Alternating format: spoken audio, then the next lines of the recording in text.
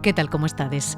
No capítulo 2 queremos achegarvos a unha etapa decisiva da historia recente, o tardofranquismo, un período cheo de contrastes no que a ditadura tentaba manterse en pé mentres a sociedade cambiaba cada vez máis rápido. As tensións internas, a intensa movilización social marcada polas protestas obreiras estudantís e tamén a presión internacional acabaron desgastando un réxime que empezaba xa a esmorecer. Fala o catedrático de Historia Contemporánea Julio Prada. Eu creo que sen esa presión constante dende abaixo, dende os centros de traballo, dende as universidades, os barrios urbanos e mesmo o mundo rural coas súas especificidades, non? Bueno, pois o réximen dificilmente tería evolucionado cara a unha apertura controlada primeiro e logo cara a unha descomposición institucional que favoreceu ese proceso de transición. No capítulo 34 da Ferida Berta no 36 analizamos coa axuda de Julio Prada as claves do tardofranquismo e o deseño dunha transición moito menos modélica e moito máis violenta da que nos venderon. Durante eses anos, o réxime seguiu recorrendo a represión e a tortura para tentar controlar un país que se lle ía das mans. Miguel Ángel Gómez Álvarez, Gus, foi detido por primeira vez con 18 anos durante as movilizacións estudantís do 71. Foi trasladado de penal en penal ata o 76, despois de ser brutalmente torturado na Dirección Xeral de Seguridade por Juan Antonio González Pacheco, Billy el Niño.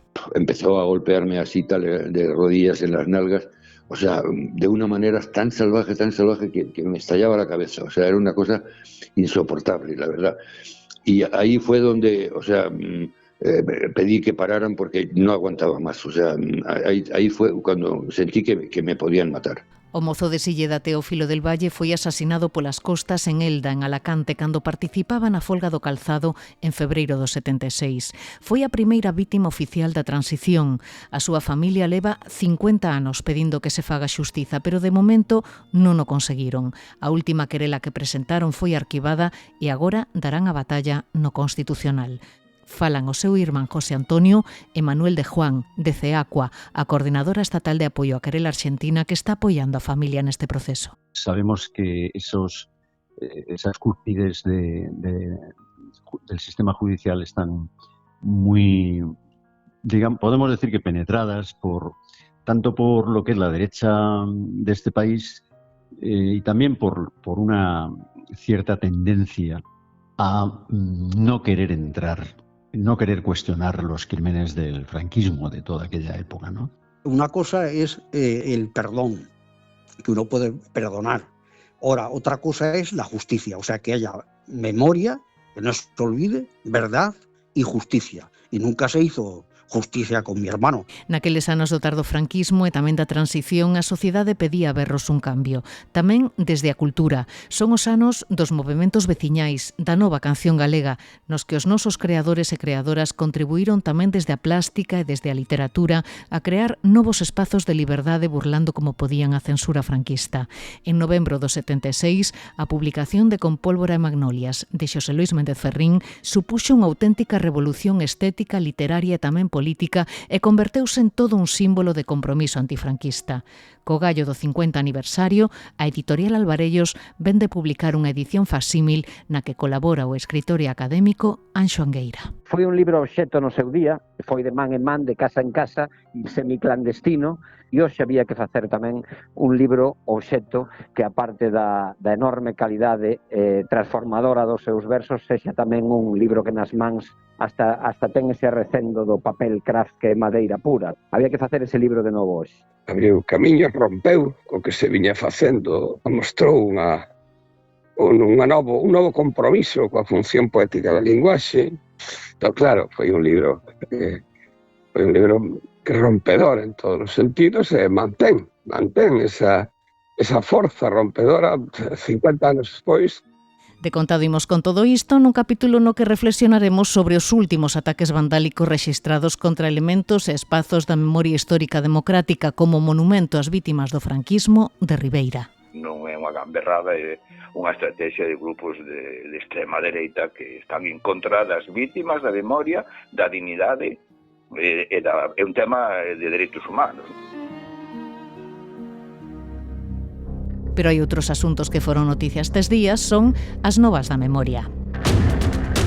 A Comisión pola Recuperación da Memoria Histórica reclama a retirada de símbolos franquistas do Concello da Coruña. Protagonizaron un acto de protesta en María Pita portando réplicas dos 18 retratos de alcaldes e cargos vinculados á ditadura que permanecen aínda colgados en dependencias municipais. Con este descolgue simbólico, pídenlle ao Goberno municipal que o retire e cumpra de paso coa Lei de Memoria Democrática. As familias de Jaime Castro Rodríguez e José Rodríguez Bretos piden nos xulgados de Ferrol que sexan recoñecidos como vítimas da ditadura franquista. Jaime Castro foi procesado no 48 pola súa militancia comunista, mentres que José Rodríguez foi fusilado no 37 por opoñerse ao golpe militar. As solicitudes tramítanse ante a Fiscalía de Memoria Democrática coa axuda da Asociación Memoria Histórica Democrática. Con elas son xa case 40 as solicitudes presentadas no último ano.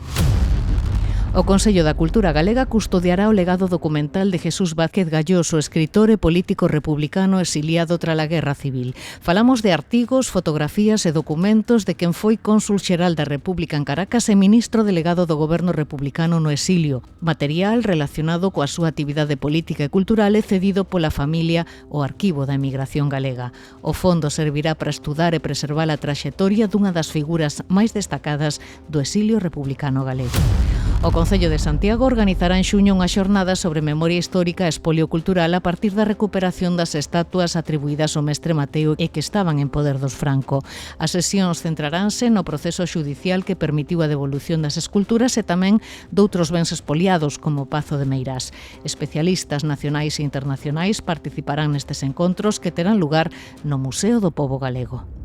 A Ferida Aberta no 36, un podcast de Nuria López.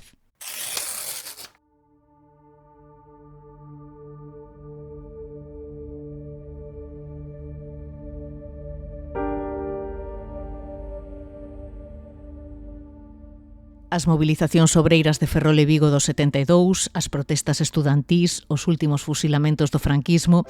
En máis dunha ocasión relatamos aquí na Ferida Aberta no 36 todos estes episodios que puxeron contra as cordas o franquismo. Enmárcanse nun período que os historiadores denominan tardofranquismo e que se corresponde coa última etapa dun réxime que levaba instaurado en España desde o 36, que era totalmente anacrónico e que se viu moi tocado tras o estourido da Revolución dos Carabeis.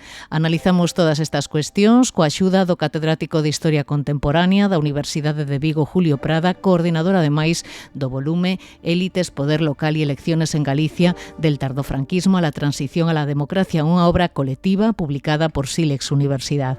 Julio Prada, que tal? Moi boas. Moi boas. Pois gustaríame antes de nada que nos situáramos históricamente neste período que íamos abordar o tardofranquismo. Non sei se houbo un leitmotiv, un feito determinante que permita establecer cando arrincou esta etapa, foi unha combinación de moitos factores o que provocaron o debilitamento do réxime ao inicio desta nova etapa. Bueno, hai moitos factores e digamos que convencionalmente o tardofranquismo está nesa segunda gran etapa que distinguimos os historiadores que iría dende o ano 59 ata a propia morte do dictador o 20 de novembro do 75. Pois estritamente o tardofranquismo a maioría o situamos entre o que é o asasinato de Carrero Blanco en decembro do 73 e o pasamento do propio Franco.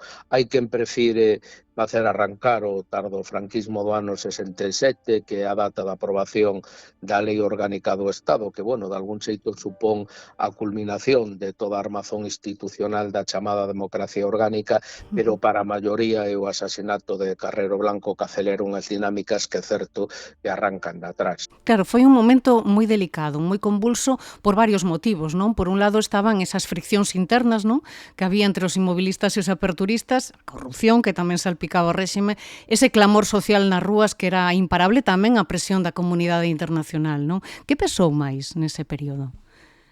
Bueno, eu diría que como punto de partida no que no tardofranquismo efectivamente conflúen dúas dinámicas aparentemente contradictorias, non? Por unha banda temos esa consolidación económica e institucional do propio réximen e por outra esa crecente erosión política e social a que apuntabas que efectivamente sería que acabaría facendo inevitable a súa continuidade. Pero para entender isto, é evidente que temos que non contemplar valorar o franquismo como algo estático. É certo, é un réximen que nace da vitoria militar na Guerra Civil do 36-39, que se consolida durante os anos 40 con un modelo político fortemente represivo, nacional católico e autárquico, pero que a partir deses anos 50 hai cambios moi fondos, favorecidos por ese contexto internacional da Guerra Fría, que permite esa progresiva integración de España no que sería o bloque occidental, e tamén ese fracaso da autarquía que impulsa unha reorientación económica. E é todo ese crecemento que transforma profundamente a sociedade española. E, por tanto, o franquismo nos anos 70, principios dos anos 70, non era xa o da posguerra. Seguía sendo unha ditadura autoritaria, sin libertades políticas, nin pluralismo democrático, pero sometido a unhas tensións internas e externas que de algún xeito cuestionaban a súa capacidade de supervivencia a longo prazo, precisamente por eses desaxustes entre desenvolvemento económico, social e cultural e estructuras políticas vixentes. Bueno, pois efectivamente, ese papel o que ti apuntabas de que pesa máis, eu diría que hai interferencias mutuas, non? Si o que queremos entender por que o franquismo desemboca nun proceso de transformación política relativamente rápido durante estes anos, o primeiro que habería que facer é abandonar esa idea dunha transición exclusivamente dende arriba, non? Unha transición pactada entre élites políticas e introducir ese factor da mobilidade social e da conflictividade social, non? Que durante moitos anos foi minusvalorado como elemento explicativo. Eu creo que sen esa presión constante dende abaixo, dende os centros de traballo, dende as universidades, os barrios urbanos e mesmo o mundo rural coas súas especificidades, non? Bueno, pois o réximen dificilmente tería evolucionado cara a unha apertura controlada primeiro e logo cara a unha descomposición institucional que favoreceu ese proceso de transición. E que temía máis o réxime? Esa contestación nas rúas que parecía que non lle tiñan medo xa a un réxime que exercera o terror durante décadas, ou esas friccións internas, quen controlaba nese momento a acción política, que manexaba os resortes? Seguía sendo únicamente o ditador?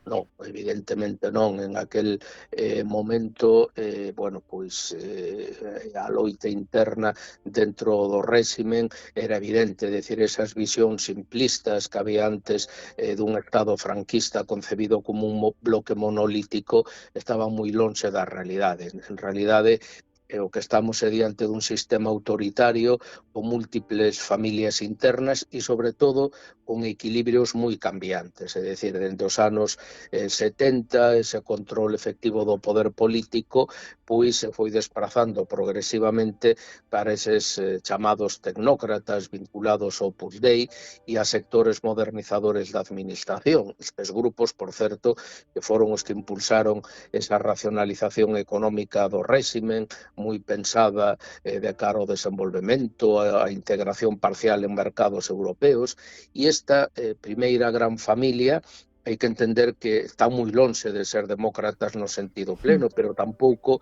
pertencen a ese núcleo falanxista tradicional dos anos 40 ou dos anos 50 e, paradoxalmente, nesta etapa do tardo franquismo irán perdendo progresivamente posicións de poder precisamente a partir do asasinato de Carrero Blanco e durante eses sucesivos gobernos de Arias Navarro. Por suposto, temos o chamado búnker, non? Fundamentalmente militares, altos funcionarios do aparello represivo do Estado e aqueles falanxistas históricos que miraban moito máis cara eses anos 40 que cara aos anos 70, non? E que estaban presentes en áreas moi importantes, sobre todo nos corpos de seguridade, todo o relacionado co control da orde pública e mesmo certos espazos ideolóxicos e, bueno, no momento que morre Franco, intentan xogar o seu papel, non, de frear calquera apertura significativa. Pero eu creo que o grupo máis interesante e que contesta un pouco a ese plantexamento de que teme máis o réximen pero o que quero transmitir é que o réximen así en abstracto non existe, existen esas familias integradas no réximen que cada uno xoga coas súas cartas, non? Pois eses son eses sectores reformistas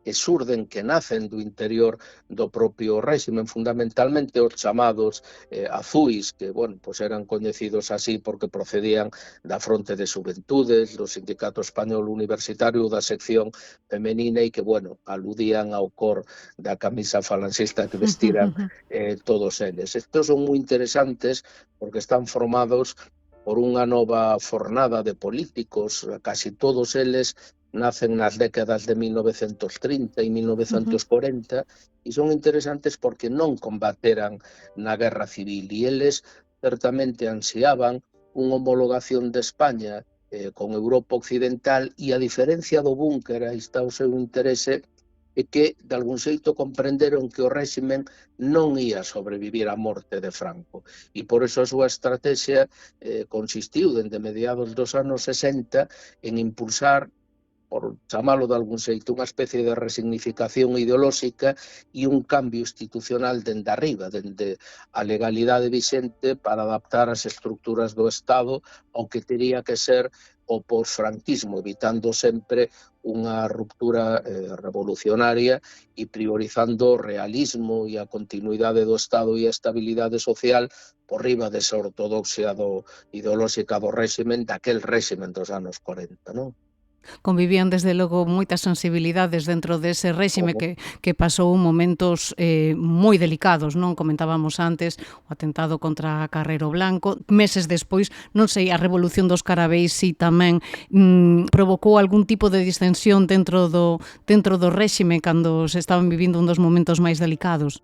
Sí, precisamente que a clave que este sector que decía antes dos reformistas digamos que foron avanzando nos seus plantexamentos a medida que se ian producindo cambios moi significativos, algúns dese elemento pois traumáticos para o réximen e a Revolución dos Carabeis foi un episodio máis nesta dirección, precisamente a Revolución dos Carabeis o que fai é que xente, grupos de presión que antes non estaban dentro destes sectores reformistas tomaran conciencia de que o seu análise deste sector do reformismo azul era moito máis atinada que os seus propios plantexamentos e que efectivamente o perigo dunha ruptura de carácter revolucionario como se produce nun primeiro momento en Portugal o que aconsellaba era apostar por ese reformismo non traumático, non de ruptura, pero dende logo avanzar de algún xeito na dirección de ir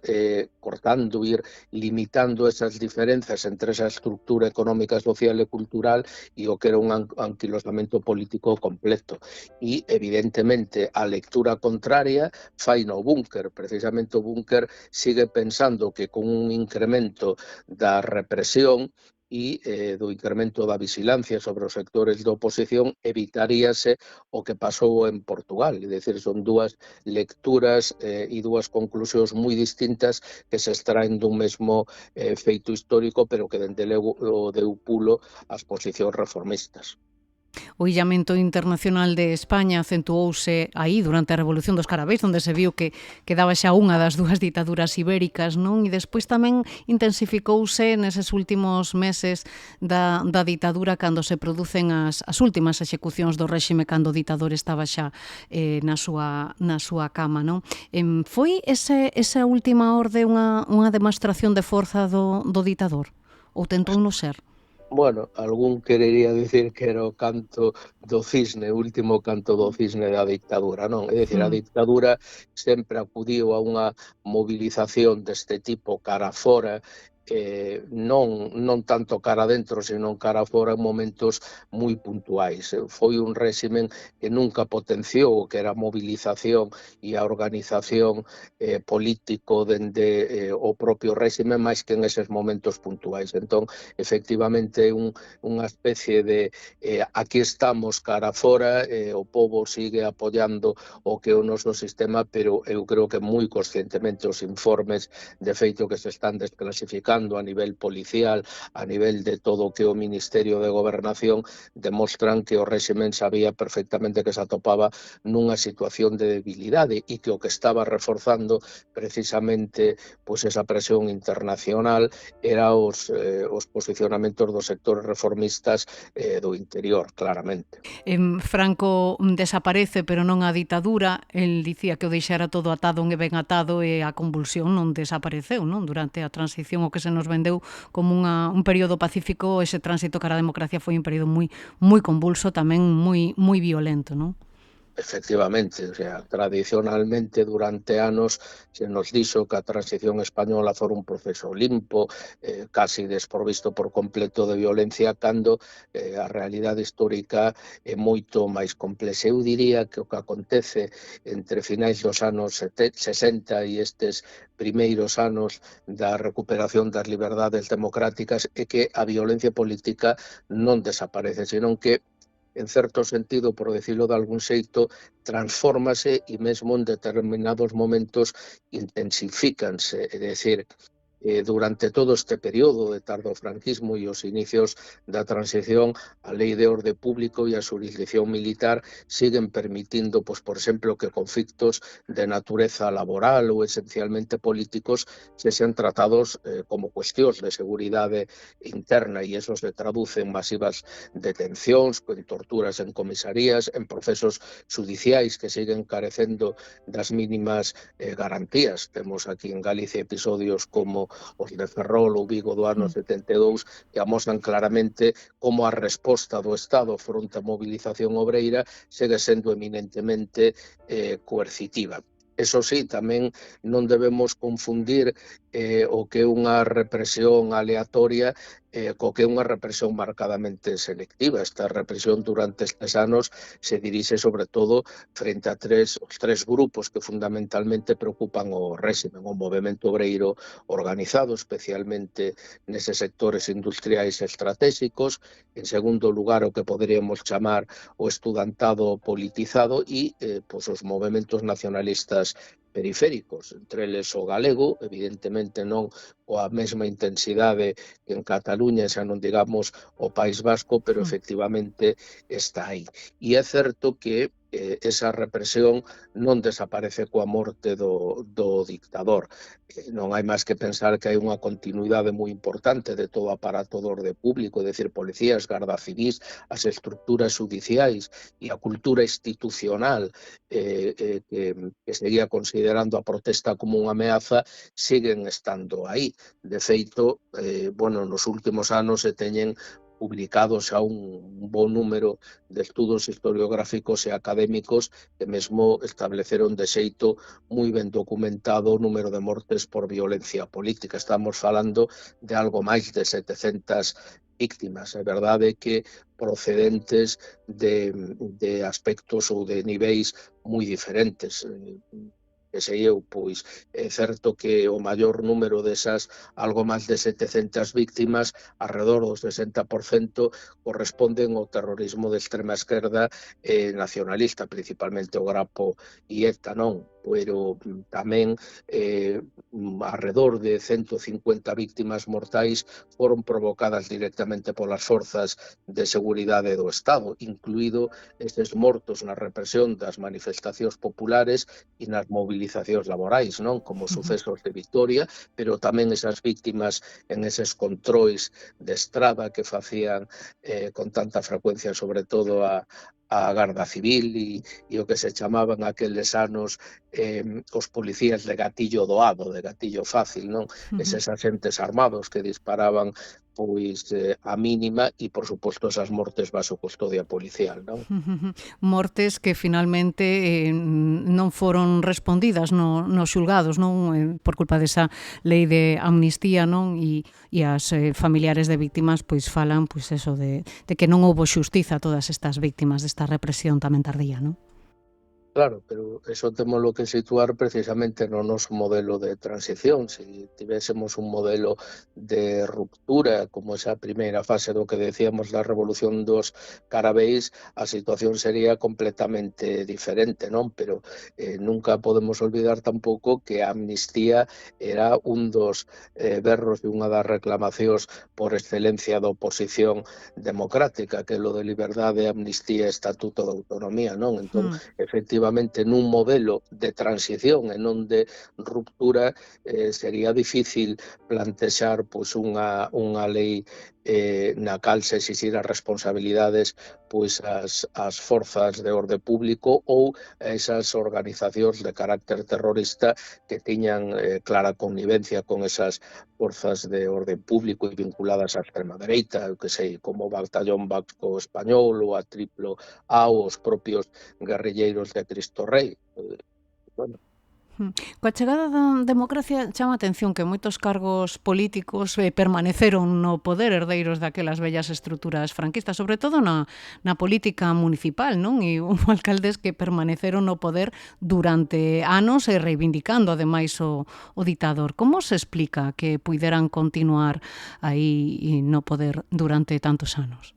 Bueno, é que precisamente é outra desas herdanzas do modelo de transición, non? Hai que ter en conta que durante o franquismo os concellos nunca foron espazos de representación democrática. En realidade, pouco máis eran que pezas administrativas do Estado central. Os alcaldes pois, eran nomeados, non eran elexidos e, basicamente, o que hacían era actuar como intermediarios entre o poder provincial e os veciños, moito máis que como representantes políticos dunha determinada ideoloxía, non? Entón, é certo que isto non é que xerase por sí mesma, pero acentuou unha cultura política local baseada en redes de poder persoais, en relacións de dependencia administrativa mesmo dun control social próximo. Galicia é un bo exemplo desto, non? Cuns concellos que seguiron funcionando e case seguen funcionando hoxe en día en nodos de mediación entre o Estado e comunidades rurais que eran dispersas en aqueles momentos, onde figuras non só o alcalde, por exemplo, secretarios municipais tiñan un enorme poder, non? Por eso, esa aparente democratización das corporacións locais a partir do ano 79 é certo que supón un cambio institucional profundo, pero é un cambio que non implica automáticamente unha renovación completa das élites locais. Como ben decías, en moitos municipios, sobre todo rurais, antigos cargos do franquismo ou persoas moi vinculadas ás súas estructuras, o que conseguen é adaptarse perfectamente ao novo sistema e manter posicións de poder baixo siglas de partidos moi diferentes, maioritariamente no noso caso de signo conservador, pero, por exemplo, en Andalucía, pues tamén hai moitos casos en formacións de esquerda, en particular o PSOE, non? Entón, bueno, eu diría que, ademais, se a isto sumamos que os partidos políticos nacionais durante decenios tiveron dificultades iniciais para penetrar en todos os niveis locais, isto facilitou tanto que permanecesen como que emerxesen figuras políticas locais que tiñan unha gran autonomía e que funcionaban máis como notables que como representantes duns partidos ideolóxicos claramente definidos, non?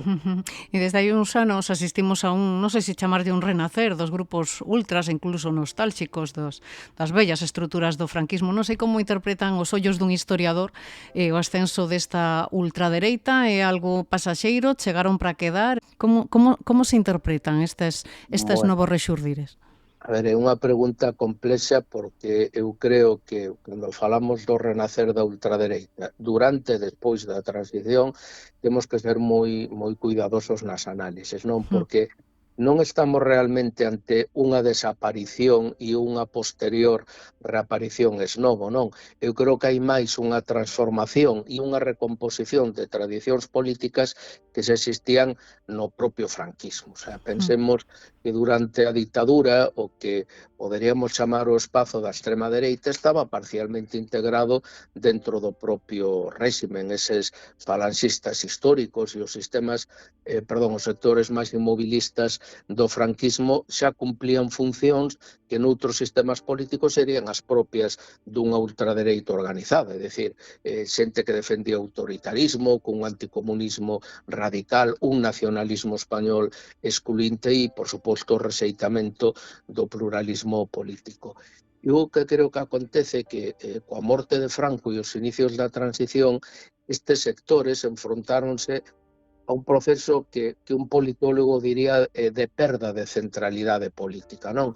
Parte deles integráronse no proceso de reforma, outros rexeitaron esa democratización e intentaron articular unha oposición ao novo sistema con esa reorganización de diferentes expresións da extrema dereita, pero que fracasaron evidentemente nas urnas e non conseguiron consolidarse como unha forza electoral relevante a longo prazo, a diferencia do que foi ocorrendo noutros países europeos, non? Pero isto non significa que desapareza esa cultura política, mantense como unha rede de sociabilidade política, cultural, e incluso permanece un tempo vinculado a eses sectores do aparello de seguridade do Estado. Por eso decía esa relación con grupos de extrema dereita que protagonizaron accións armadas de carácter terrorista na transición, non?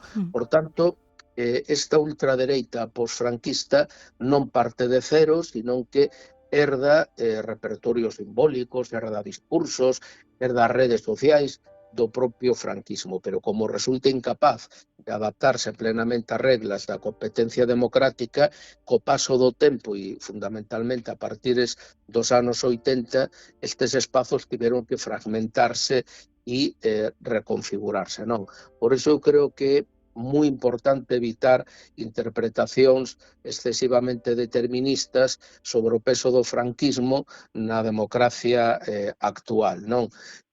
Quero decir, a aparición de simpatías, que sei, cara a formacións como Vox entre rapaces que están nas nosas aulas de educación secundaria, de bacharelato, que están chegando á universidade, é un exemplo significativo desta realidade. Eu creo a mí non me parece razonable interpretar que adolescentes ou mozos actuais, nacidos décadas despois da morte de Franco, e poder pensar que foron socializados políticamente no franquismo, non? Para a maioría deles, o franquismo é unha etapa histórica tan distante como a Segunda República ou a crise do sistema da restauración. Pero perciben nas aulas certa simpatía? Sí, nas aulas, a ver, eu teño un fillo adolescente e hai referentes moi claros dende este punto de vista, pero as súas referencias políticas non é tanto franquismo, teñen unhas referencias políticas, culturais e comunicativas que proceden de outros espazos diferentes, as redes sociais, a polarización mediática que vemos, a propia crisis económica ou de vivenda ou descrédito institucional que estamos vendo cada día, a transformación dos discursos identitarios ou, por suposto, non son alleos o que ven da expansión internacional desas novas dereitas populistas, pero por eso explicar o ascenso de posicións de extrema dereita nos nosos días como unha persistencia do franquismo ou da transición, bueno, eu creo que simplifica un fenómeno que é moito máis complexo e global. E creo que en España neste punto, ademais, temos un problema engadido, que é que no noso debate público tendemos a utilizar con demasiada frecuencia o franquismo como explicación recorrente de problemas presentes, ou seja, como franquismo, se o franquismo tivese a culpa da corrupción, da desafección política, da debilidade institucional ou da polarización social que vemos hoxe en día. Eu non nego, non quero dicir que certos elementos históricos non podan influir, que o fan, pero que teño claro é que esta interpretación corre o risco de converter o pasado nunha coartada permanente, porque sempre é moito máis cómodo atribuir as limitacións da nosa democracia actual a erros herdados do franquismo ou da transición que asumir que moitas desas deficiencias tamén derivan de decisións políticas recentes, da actuación das nosas élites políticas que son evidentemente democráticas ou dese deterioro do debate público e, sobre todo, da pasividade cidadá. Eu creo que unha democracia madura debe ser capaz de analizar críticamente a súa historia e non convertela nunha explicación absoluta de todos os seus problemas presentes ou inventar unha memoria que pretende ganar no presente batallas que non fomos quen de ganar no pasado, non? Pois Julio Prada, catedrático de Historia Contemporánea, moitísimas grazas por arroxar luz sobre todas estas cuestións, grazas por pasarse pola Ferida Bertano 36. Un placer, moitas grazas. Grazas a ti. A Ferida Bertano 36, un podcast de Nuria López.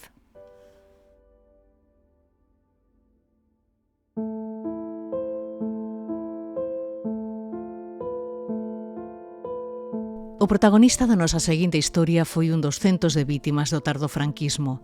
Naceu en Zamora hai 73 anos e con 18 foi detido por primeira vez tras participar nas movilizacións estudantís dos 70.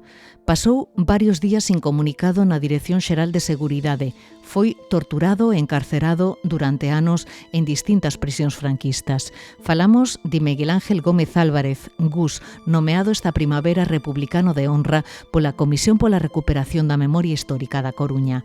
O pasado 19 de maio cumpríronse 50 anos da súa posta en liberdade, pero medio século despois as súas feridas seguen aínda moi abertas. A súa conciencia política naceu sendo un adolescente tras a experiencia traumática vivida nun colexio relixioso naqueles anos do franquismo. A falta de liberdade, o acoso sexual e a hipocresía marcaron a súa infancia naquel centro, o Corazón de María. Era un colegio de la iglesia. Estuve allí interno y en sexto ya me expulsaron. O sea, aquello era peor, es como la cárcel. Después de haber estado en la cárcel que estuve y eso y tal, pues aquella experiencia también me marcó bastante porque pues era un régimen así tal, pues muy sin ninguna libertad. Y a mí eso no, y luego incluso sufrí con 11 años un acoso de estos así tal sexual, ¿no? Por parte de uno de los curas y tal que tenía la función que le llamaban el prefecto de disciplina y tal igual. Entonces, a partir de ese momento yo ya me pareció que todo era unha gran mentira e unha gran hipocresía. Tras ser expulsado, Gus trasladase a Salamanca. No instituto escoita falar por primeira vez do marxismo. Un profesor de filosofía fue el que, bueno, pues explicando así tal lo que era el marxismo y eso y tal, pues me pareció una ideología muy interesante y me picó la curiosidad, ¿no? La verdad es que eso fue un poco cuando empecé así a ver que había una teoría y una cuestión alternativa al catolicismo que era mucho más humana, o sea, no sé, que era mejor, ¿no? Rematados os seus estudos, no ano 70 viaxa a Francia onde coñece unha realidade moi distinta da España franquista. Mi familia me permitió viajar a París, a una casa que tenía allí un amigo del pueblo donde yo vivía. Y entonces, pues ahí, claro, yo en Francia estuve pues el verano ese del 70 y claro, pues yo descubrí que la sociedad francesa pues era una sociedad pues o sea, alegre, libre, yo qué sé, o sea, con acceso así sin censura. Claro, esa pues a mí me pareció que vivíamos en España en una cárcel. No outono trasládase a Madrid a estudar ciencias políticas. A universidade era daquela un dos principais focos de oposición á ditadura.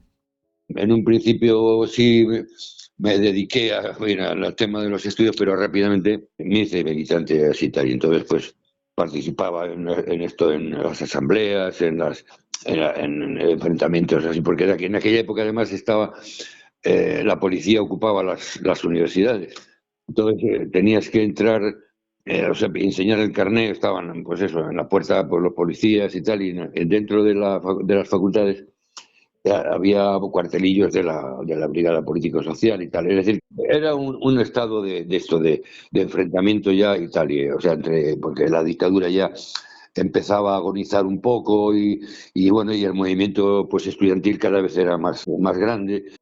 Es decir, que ya pues me organicé, ya pues me hice ya un poco una idea, ¿no?, de esto, de que había que derribar la dictadura y cambiar una sociedad para hacer una sociedad pues pues más justa. Naquel ano 1971, Gus adírese á Liga Comunista Revolucionaria. As mobilizacións estudantís medraban cada vez máis, e tamén a represión policial. Pues cualquier acto así cultural, cualquier asamblea que se hacía en el curso, así tal, pues para plantear y tal, pues no sé, pues críticas a la enseñanza, con los contenidos, o bueno, ya directamente, pues a esto cuestionar así un poco, pues el régimen así tal dictatorial, ese tipo de cuestiones. Entonces cualquier acto de esas características inmediatamente lleva aparejado pues eso, una represión directa por parte de esto de los grises y tal, o sea, pues en forma pues de desalojos, de retenciones, palizas, o sea que era o sea que el meterse así así en esa actividad, luchar contra la dictadura te iba a suponer sufrir una represión. Ibas a tener un coste, pero que no quedaba otra que asumirlo. Entonces, pues yo en eso me radicalicé.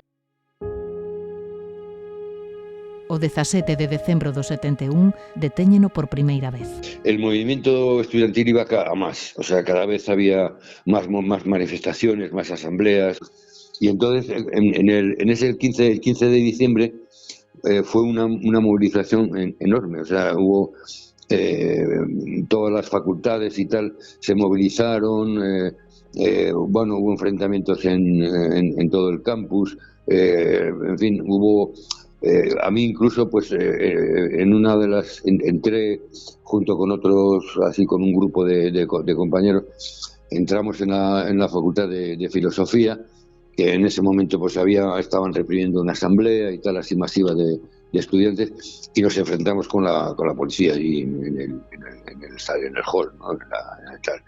Y yo pues me detuvieron, a mí me detuvieron y entonces la gente, los estudiantes empezaron a gritar así, fuera policía de la universidad, y entonces se creó fueron directamente por la brigada político-social y echaron a correr y me dejaron a mí y tal, y los estudiantes pues los compañeros me liberaron. Lo que pasa es que había un policía infiltrado en mi curso, y entonces claro, como vio que yo me había señalado bastante y tal pues me denunció. Os axentes acoden á pensión onde residía e lévano pola forza á Dirección Xeral de Seguridade. Tiña 18 anos. Fueron a detenerme pues a las 12 y pico, aparecieron por allí la brigada político-social, la policía, y me detuvieron y me trasladaron a la Dirección General de Seguridad. La Dirección General de Seguridad era terrible, o sea, los calabozos, esos protocolos que tenían, ¿no? de ficharte, ¿no? de tratarte así como, o sea, con mucha violencia, mucho insultarte, ¿no? Tal, o sea, en fin, y luego lo que son los calabozos mismos, pues era penoso, aquello o sea, olían fatal, o sea, era además eran así tipo rejas, ¿no? ¿Sabes? No tenían puertas, o sea, y bueno, pues ahí ya empezó, claro, pues te subían a interrogar. Querían que yo declarara que había participado así, pues eso, en los enfrentamientos, ¿no? Como pues eso, pues que había o sea, que era un elemento subversivo y tal y cual, ¿no? Se vengaron de mí porque o sea, me hicieron así el corro y tal, así, para darme un escarmiento, ¿no? Entonces, pues me pegaron un palizón de estos de miedo, que era una de las cosas de los métodos de tortura que se utilizaban. O sea, te metían en medio de un corro de policías, así de 13 o 14 policías, y a patadas y a puñetazos te daban un palizón, ¿no? Y bueno, pues a mí la verdad es que me quedé medio inconsciente y no sé qué y tal. Bueno, el caso es que me procesaron y el juez, cuando declaré ante el juez, yo dije que era mentira, que era falso, que yo no había hecho nada, me declaré inocente, yo no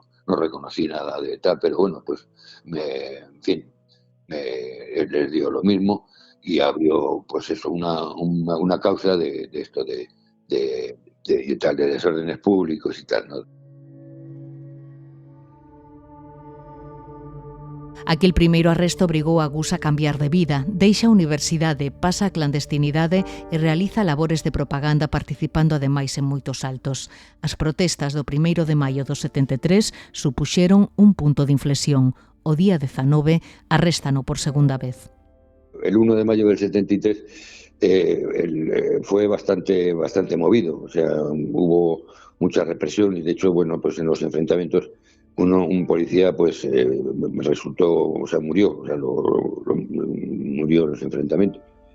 Y un compañero que vivía conmigo y que era de la organización, lo detuvieron pensando que había participado directamente en esas movilizaciones que nosotros no participamos, o sea, eso lo había hecho más el FRAP, nosotros no habíamos participado en esa cuestión, pero bueno, pues a él lo detuvieron así y tal y le sometieron a una tortura bastante grande, le colgaron de los pies en la Dirección General de Seguridad, así tal, boca abajo, o sea, con los pies, o sea, suspendido, y como era de mi célula, pues yo tenía concertada una cita con su mujer para ocuparme de la defensa, ¿no? De buscar un abogado y tal, un poco para ayudarle lo posible, ¿no? Y pues cantó la cita esta, le sacaron la cita porque, bueno, pues por una llamada de teléfono que hizo a una...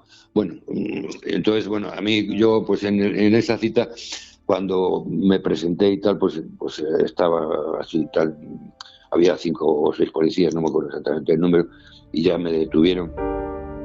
Yo no presenté resistencia, pero al meterme en el coche policial, pues se hicieron un lío y yo me quedé solamente con 2 sujetándome, no me habían esposado y me quedé sujetado por 2, entonces pues les di un empujón una a cada uno y salí corriendo, pues era la Plaza de España y bueno, corriendo a toda la pastilla y tal, ¿no? Y la verdad es que pensé que había conseguido zafarme, ¿no? Y escapar, porque me olió muy mal. Yo no sabía qué es lo que había detrás de esa detención, pero me pareció que había algo gordo, ¿no?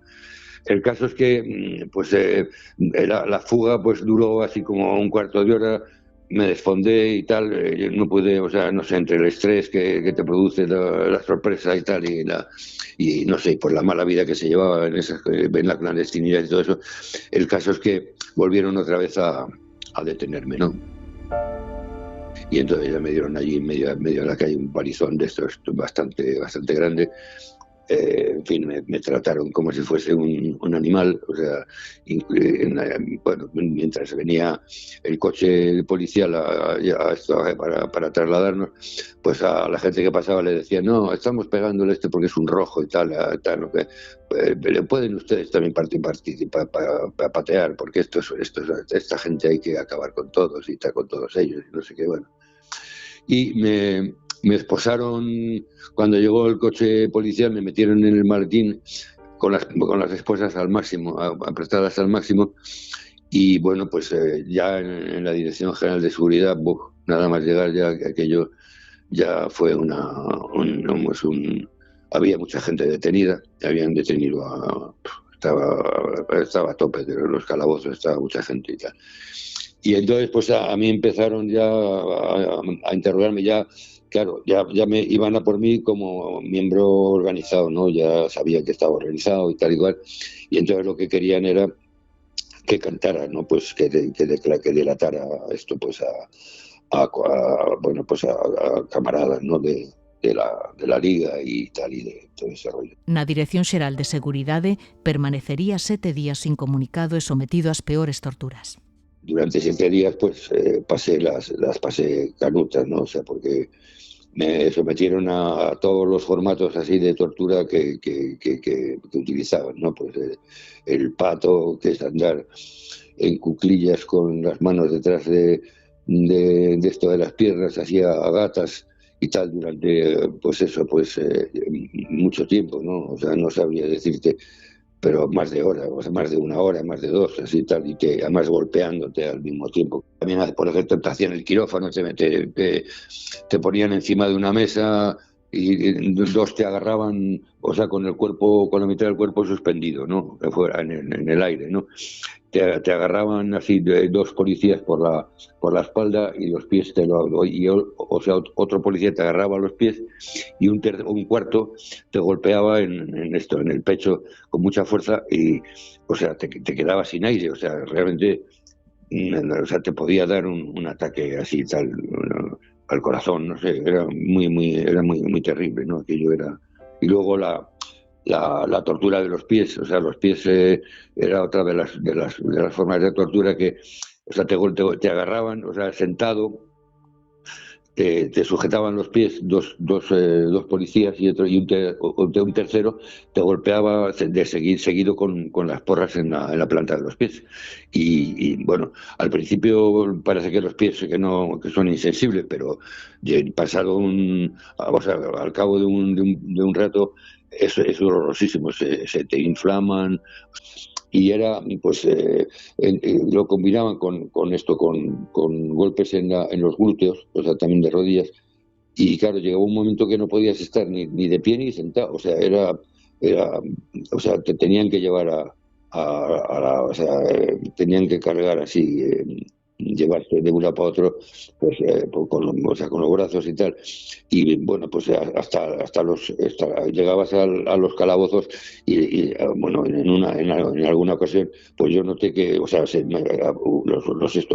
grises, que era lo que se encargaban de esto de los calabozos y tal, ¿no? Tal, pues comentar que no había derecho a tratar así a jóvenes, así, o sea, que era un poco exagerado, ¿no? La represión, o sea, que se practicó en ese tiempo, ¿no? No sé qué día fue de los 7 que estuve. Entraron en la oficina donde entraron Billy el niño y otros 2 policías, ¿no? Con la pistola en mano, así tal, diciendo que me iban a matar, que se habían sublevado, que habían encerrado en su despacho al director general de seguridad, que se habían hecho cargo de todos los policías de la Brigada Político-Social de la Dirección General y que, o sea, que iban a liquidarnos, ¿no? Y entonces, pues a mí me agarró el niño, me empezó a golpearme así tal de rodillas en las nalgas, o sea, de una manera tan salvaje que me estallaba la cabeza, o sea, era una cosa insoportable, la verdad. Y ahí fue donde, o sea, pedí que pararan porque no aguantaba más, o sea, ahí fue cuando sentí que me podían matar, o sea, la verdad es que fue o sea, me derrotaron. Ahí me sentí derrotado como persona y como ser humano y como militante revolucionario, ¿no? O sea, lo que pasa es que como había tantos detenidos, pues a mí me dejaron ya tirado en el suelo, dije, pues pensando, ¿no? Pues que ya habían, en fin, que me habían domado, ¿no? Por así decir, no sé cómo decir. Entonces, pues yo me pude recuperar así un poco y tal, y ya pues cuando volvieron yo ya me seguí negándome a y a colaborar. Y entonces, pues continuaron las torturas. Golpes, privación de sono e torturas continuadas deixaron nel secuelas físicas e psicolóxicas durante anos. Pierdes o sea, te deshumanizan por completo, ¿no? O sea, pierdes la dignidad humana. O sea, te tratan, o sea, como te sientes así, pues eso, que en fin, que estás en manos de esto, o sea, y que te pueden hacer cualquier cosa porque tienes una indefensión absoluta y temes que en fin, que pueda, en fin, hacerte muchísimo daño, ¿no? O sea, es que te sientes que te matan, o sea, es como porque pierdes la dignidad humana, o sea, en ese tipo de torturas así que sufrí, pues es como si te hubieran, o sea, como si te hubieran matado, pero o sea, te hubieran matado como persona, ¿no? O sea, y entonces te sientes, no sé, o sea, es muy duro, y eso, claro, te deja psicológicamente marcado. Da Dirección Xeral de Seguridade mandárono directamente para a cadea. Condenárono a 7 anos, dos que cumpriría 3, 2 en Carabanchel, un en Segovia e unhas semanas en Zamora. como era menor de idade, en Carabanchel metérono no reformatorio. El reformatorio era algo terrible, porque el régimen así tal carcelario lo llevaban los líderes de las bandas juveniles, o sea, que colaboraban con los funcionarios de prisiones para mantener, bueno, pues la disciplina, ¿no? Te tienes que enfrentarte físicamente porque venían y tal un poco a abusar de ti y tal. Y bueno, pues estábamos en el reformatorio, un grupo así pues de 20 personas y tal y cual, así todos muy jóvenes y tal, y pues empezamos a organizarnos, a defendernos unos a los otros y tal de esas actuaciones. Vivíamos al límite, ¿no? O sea, bueno, pues con enfrentamientos físicos. Luego era estar todo el día en el patio, excepto las horas de la comida, ¿no? De la comida y de la cena. Y entonces, pues, se organizó un pequeño movimiento y para descabezarlo a mí me trasladaron a otra galería. Pero yo seguí manteniendo contacto con los compañeros del reformatorio y a mí me pillaron en un encuentro así de estos con compañeros del reformatorio y de la noche a la mañana me trasladaron a la séptima galería, que la séptima galería era la de la que tenía el régimen más extremo de disciplinario, ¿no? de la prisión. Y bueno, pues estábamos allí, coincidimos en la séptima, pues un pequeño grupo de 7, 8 compañeros y teníamos que estar continuamente juntos porque estabas expuesto a sufrir provocaciones y tal. Yo no. Y de los funcionarios, porque allí los funcionarios ya por las noches y tal torturaban a presos, ¿no? Y escuchabas gritos y tal. Y yo, pues a mí ahí en esta galería sufrí la primera, sanción de celdas de castigo. Estuve 7 días así aislado y tal en una celda de estas, un calabozo de estos así de tipo Edad Media, ¿no sabes? Y tal, que te ponían por la noche tenías un colchón, te metían un colchón, pero el resto por la mañana te lo quitaban y tenías que estar todo el día pues moviéndote de pie y tal, no te dejaban ni siquiera sentarte. Era una situación extrema. Yo, la verdad es que se pasaba. Dentro de la cárcel hay otra cárcel, que es la de las celdas de castigo, que es el dejarte en la más absoluta soledad y otra vez en la más absoluta indefensión. Es decir, que te sientes que estás sometido a unas condiciones muy extremas, ¿no? De tal. No ano 1975 trasladaron á prisión de Segovia, o penal dos reclusos de ETA. Alí conviviu con outros presos políticos e participou na preparación de 2 fugas. A primeira frustrouse despois de que as forzas de seguridade descubriran o plan na documentación incautada ao Comando Madrid de ETA. Había una alcantarilla que recorría el subsuelo de la prisión y entonces pues esa alcantarilla daba al exterior, ¿no? Y entonces con una pequeña reja que se limó y tal y cual. Y pues eso se consiguió y nos íbamos a fugar 50 y tantos, o sea, en el 75, en julio del 75. Y se había hecho ya la documentación para tener carnets falsos, ¿no? Documentación falsa. Yo había hecho ya también el recorrido para medir los tiempos, ¿no? De esto de salida, ¿no? Y tal, estaba todo preparado. La idea era salir a Lisboa, que en aquellos momentos estaba en pleno proceso revolucionario y tal, ¿no? De ir a la revolución de los claves. Y entonces lo que pasa es que en vísperas de marcharnos de allí, cayó el Comando Madrid, porque esa fuga se estaba haciendo en colaboración de esta política militar y el ECRETA, esta asamblea, ¿no? Y entonces cayó un comando de esta política militar en Madrid y tenían un infiltrado, que era el famoso Lobo. Y entonces, encontraron documentación y tal, y concretamente pues las copias de esto de la documentación que se había hecho falsa. Bueno, el caso es que o sea, averiguaron que había una fuga en la cárcel de Segovia. Frustrada a operación, os presos serían duramente castigados. Nos concentraron en el patio de la prisión, pero no sabían dónde estaba, desde dónde arrancaba el agujero de salida, ¿no? No lo sabían. Claro, nosotros tampoco se lo informamos. Eso sí, dijeron que no se nos ocurriera marcharnos porque estaba no solo la policía y tal, sino el ejército ocupando toda la ciudad de Segovia y que nos iban a matar si a alguno se le ocurría salir. Y entonces pues eso quedó abortado porque finalmente descubrieron por dónde íbamos a marcharnos.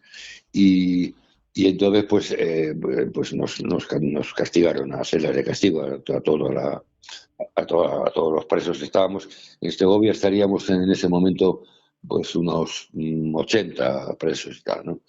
Y ahí ya todas las condiciones que teníamos y tal, pues nos las quitaron y pasamos al régimen, pues el régimen así carcelario del reglamento de prisiones y tal, que era pues eso, pues lo que te decía, la vida en el patio, en fin, estar siempre vigilados y tal, o sea, para no tener posibilidades de participar en estas reuniones y tal, o sea, la censura, nos quitaron todos los libros que habíamos ido acumulando, bueno.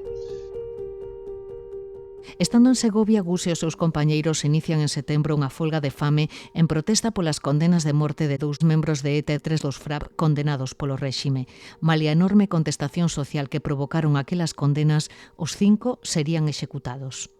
Nos declaramos en huelga de hambre a principios de septiembre y pues estuvimos en huelga de hambre pues hasta después de que se produjeran los crímenes, los asesinatos, así los fusilamientos y fue una huelga de hambre pues de 30 días, o sea que bueno, y cuando salimos de esto porque nos castigaron a celda de castigo y tal, y cuando salimos a principios de octubre, no, bueno, a mediados de octubre, me parece que salimos, fue ya cuando pues, empieza ya el Franco había entrado ya en un proceso de esto de una enfermedad gravísima y tal y cual. Entonces, pues seguimos así, pues con bastante ilusión y tal, un poco las noticias de televisión, ¿no? de la enfermedad del claudillo, ¿no sabes? Tras a morte do ditador, centos de presos políticos foron indultados, non así os condenados por terrorismo, como Gus, que deberon permanecer en prisión. E entón, cando empezan a traballar na segunda fuga de Segovia. Habían pasado unos cuantos meses y se había relajado mucho lo que era la vigilancia, ¿no? de los alrededores, por donde se había, vamos, por donde se salía, ¿no? Por donde se iba a salir. Y entonces, pues yo participé, bueno, pues en los preparativos de esto, pues porque había que sacar tierra, en fin, toda esa serie de... Os presos tiñan o todo disposto. O 5 de abril do 76, 29 internos, 25 deles de ETA, consiguen fugarse do cárcere de Segovia. Foi a fuxida máis numerosa desde a Guerra Civil. Deles, só 4 o conseguiron e buscaron refuxio en Francia. Gus, desta vez, non participou. Yo ya no iba a fugarme porque tenía ya una fecha fija de salida, de cumplimiento, y entonces, bueno, pues colaboré todo lo que pude en la fuga, pero yo no me fugué. Me estuve entreteniendo, mientras se iban, en el centro de la prisión al jefe de servicios y a los funcionarios con un tema administrativo y tal y cual y eso y tal, que pude haber sido procesado, pero bueno, afortunadamente pues no me relacionaron así con la fuga directamente. O 19 de maio do 76, Gus recupera a liberdade. Pero para moitos represaliados a chegada da democracia non significou xustiza. Claro, yo al salir, yo seguí pues eso, movilizado, ¿no? Porque la dictadura continuaba. Franco había muerto, pero o sea, no había libertades, ¿no? Entonces, se planteó por parte de la izquierda, ¿no? Una ruptura, ¿no? con la dictadura, ¿no? O sea, en fin, de abrir un proceso constituyente y tal y cual.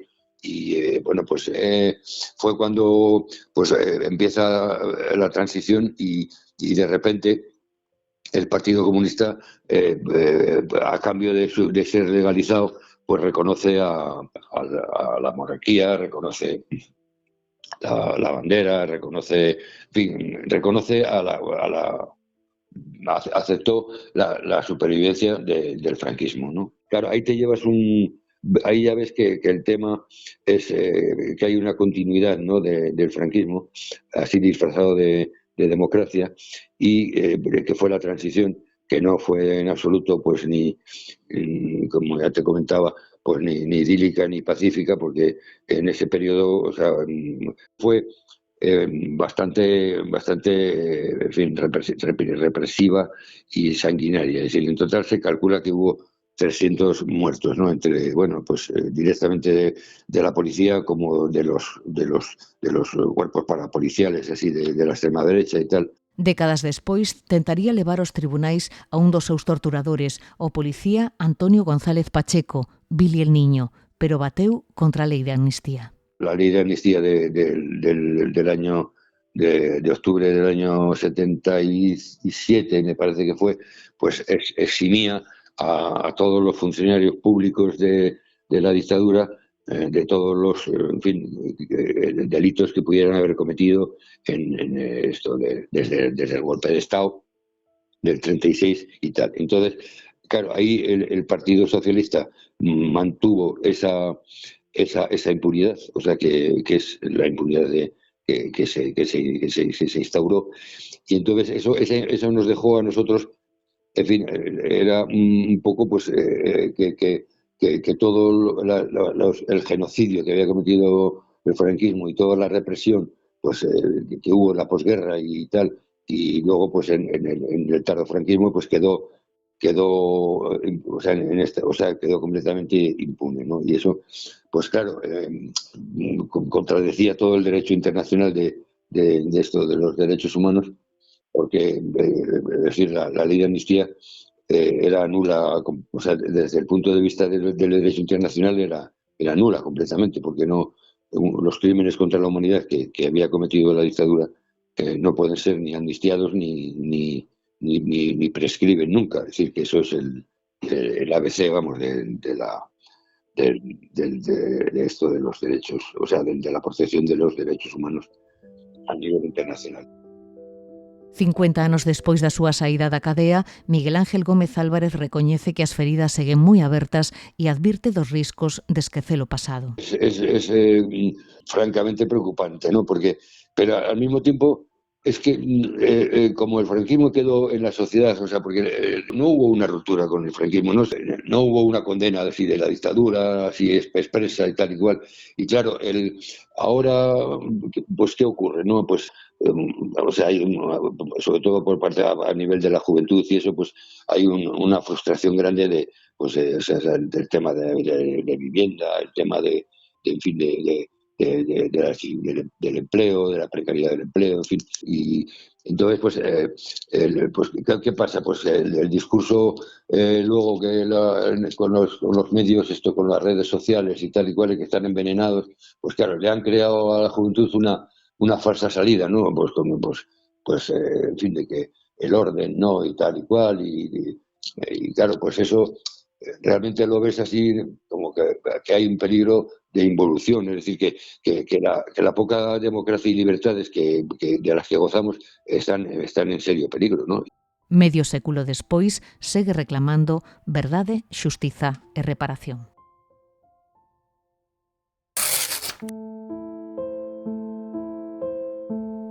Como dicía Gus, a morte do ditador non supuxo o fin da ditadura franquista. Naqueles anos da transición sucedéronse as detencións, torturas, encarceramentos e asasinatos por parte da policía franquista. En febreiro do 76, o mozo de Silleda, Teófilo del Valle, é asasinado en Elda, en Alacante. durante a folga do calzado. Foi a primeira vítima da transición. 50 anos despois, a súa familia segue reclamando xustiza. Hai uns días anunciaron que irán ao Constitucional despois de que a Audiencia de Alacante decidir arquivar a querela presentada contra os responsables daquel crime. Desde Uruguai aténdenos José Antonio del Valle, irmán de Teófilo. ¿Qué tal, José Antonio? Muy buenas, ¿cómo está? Hola, ¿qué tal? Muy bien. Dígame, ¿cómo encajaron la noticia del archivo de la querella? ¿Lo esperaban? Bueno, nos cayó como un jarro de agua fría, porque pensábamos que, por fin parece que hay alguien que quiere que haya memoria, verdad y justicia.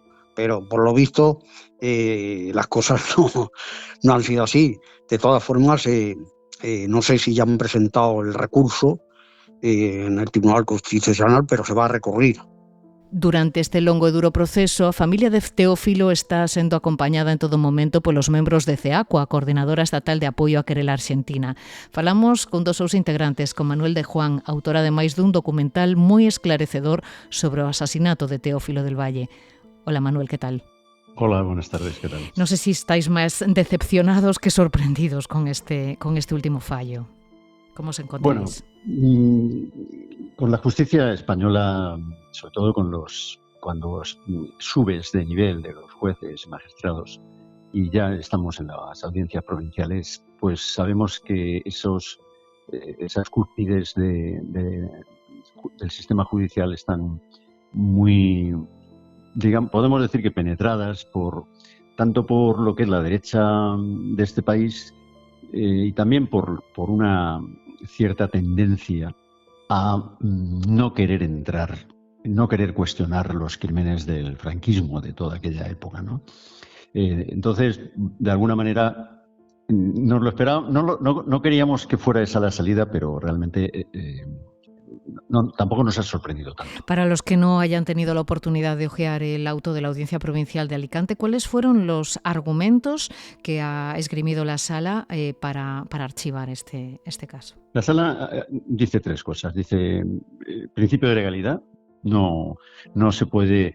ellos entienden que la consideración de un delito de lesa humanidad no estaba incluido en el ordenamiento jurídico español en 1976. Esto es discutible. O sea, hay jueces, incluso en el Tribunal Constitucional, algunos, que dicen que sí. El Estado español tenía en ese momento firmados determinadas convenios internacionales que permitían perfectamente aplicar el derecho penal internacional y entonces el principio de legalidad quedaría anulado, que es la primera causa que ellos hablan. La segunda es la prescripción de los hechos por el tiempo transcurrido y la tercera el que sería de aplicación, en cualquier caso, la Ley de Amnistía de 1977. Una ley que está siendo un muro para todos aquellos que deciden acudir a la justicia en relación con estos casos. Claro, porque el derecho penal internacional, de una manera muy clara, dice que los delitos de lesa humanidad ni prescriben ni son amnistiables. O sea, esas dos consideraciones son claramente razonadas, explicadas en todas las resoluciones internacionales de organismos de derechos humanos y digamos que no sería de aplicación ni esa prescripción ni la ley de amnistía. Pero los tribunales españoles pues siguen aplicándolo por mayoría, porque hay casi todas las resoluciones, hay minorías de magistrados y también en el Constitucional que disienten de esa interpretación, pero hasta ahora eso es lo que hay. El caso es que la querella fue archivada por la Audiencia Provincial, pero vosotros habéis dicho que no lo dais todo por perdido y, como explicas, pues vais a acudir al Tribunal Constitucional. ¿Cuál va a ser la estrategia que utilizaréis? ¿Qué argumentos utilizaréis? Bueno, el argumento principal es la aplicación del derecho penal internacional y los requerimientos que se han hecho. De alguna manera nos vamos a basar pues en las mismas línea argumental de los magistrados del Constitucional que defienden que esto vaya para adelante. Hay dos cuestiones muy concretas que también las vamos a incluir, porque claro, tenemos la Ley de Memoria Democrática de 2022, que en el artículo 29 habla claramente del derecho a la investigación de los hechos ocurridos. O sea, que habrá que investigarlos, o sea, habrá que recuperar la verdad judicial. Aquí, en el caso de Teófilo, a pesar de que un policía lo mató por la espalda disparándole 6 veces, una vez uno de los disparos en el tobillo, el otro le entró por la nuca, en fin. A pesar de tener unas pruebas contundentes, el informe balístico de la bala que le quedó en el cerebro, sus propias declaraciones del policía, de sus compañeros, o sea, todo hay unas pruebas muy contundentes, muy rotundas. A pesar de ello, la sentencia estableció que aquello fue un crimen justo. Es increíble. Porque el policía actuó en cumplimiento del deber, ¿no? Claro, si no hay una sentencia, una resolución judicial que diga lo contrario, pues la verdad judicial es esa, ¿no? Entonces, vamos a incorporar esa, aparte del derecho del artículo 24 de la Constitución, pues lo que es el derecho que establece la Ley de Memoria Democrática en este artículo 29, ¿no? Bueno, esto es desde el punto de vista un poco jurídico, ¿no? En cualquier caso, la aplicación del derecho penal internacional nos permitiría que estos jueces, que estos hechos se esclarecieran y fueran adelante la persecución, la responsabilidad penal que ellos implicaban, ¿no?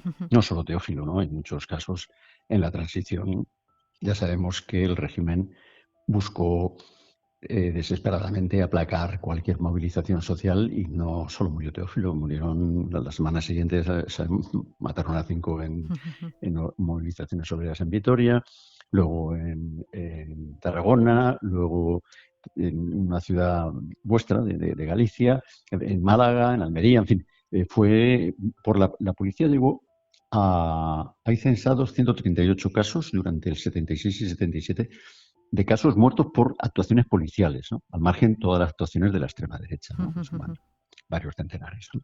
Casos que deberían ser investigados después de tantísimos años. A ver qué ocurre en el Constitucional, en el caso de que tampoco el Constitucional os diese la razón, estéis dispuestos a llegar hasta el final e ir a instancias internacionales, ¿no? Claro, porque eso fue un asesinato de lesa humanidad y eso no prescribe. Y porque cuando nosotros nos enteramos no fue cómo murió exactamente en el momento que lo mataron. Porque en el momento que lo mataron, la familia se enteraba de lo que decía la prensa, o sea, de forma oficial nada. Y de todo el expediente judicial que gracias que en aquellos momentos había jueces que cumplían con su deber, hubo un juez allí de primera instancia de Elda que se hizo cargo del caso y, obviando las presiones de un sitio y de otro, hizo un informe de cómo había pasado, incluso confiscó la pistola del policía, hizo fotos donde cayó asesinado Teófilo, con todas las... y luego una de las cosas que venía en el expediente judicial, que yo lo he leído después de 45 años, porque antes, por las leyes esas que hay, que no se puede acceder a los archivos militares, no se podía, pero luego se ve que hubo algún cambio de alguna ley y entonces se pudo acceder, a la familia directa. Y ahí es cuando nos enteramos exactamente que le había disparado ese policía 6 tiros por la espalda. O sea, algo aparte, ni corriendo, se plantó allí en su sitio, según el informe del juez. Todas las vainas estaban allí ¿sabes? Unas al lado de otras, las vainas, ¿sabes? Y una le dio en un tobillo y otra en la nuca.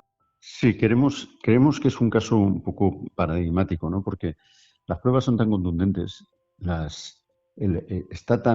se hizo tan buen trabajo aquel juez que estaba aquella noche en Elda cuando estos tristes acontecimientos, Agustín Ferrer Barrientos, hizo un trabajo perfecto, se enfrentó a sus propios compañeros, al Ministerio, al Ministerio de Gobernación, que entonces era Fraga Iribarne, el que estaba en el Ministerio de Gobernación, también a Martín Villa, que estaba en el Ministerio de Relaciones Sindicales, y mantuvo una posición firme porque desde Valencia, desde la Audiencia Territorial de Valencia, le decían que pasara todo el expediente a la jurisdicción militar, pero limpio de polvo y paja.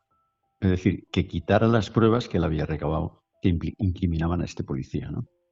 Claro, él se mantuvo firme, consiguió trasladar toda esa documentación al juzgado militar de Alicante y ahí pues, intervino un fiscal militar joven, no era como los miembros del tribunal que absuelven al policía, que habían sido compañeros golpistas de Franco, o sea, gente que se había alzado en armas contra el pueblo, contra la legalidad republicana, y lógicamente pues este tipo de comportamientos de la policía armada lo entendían como una cosa tan normal, ¿no?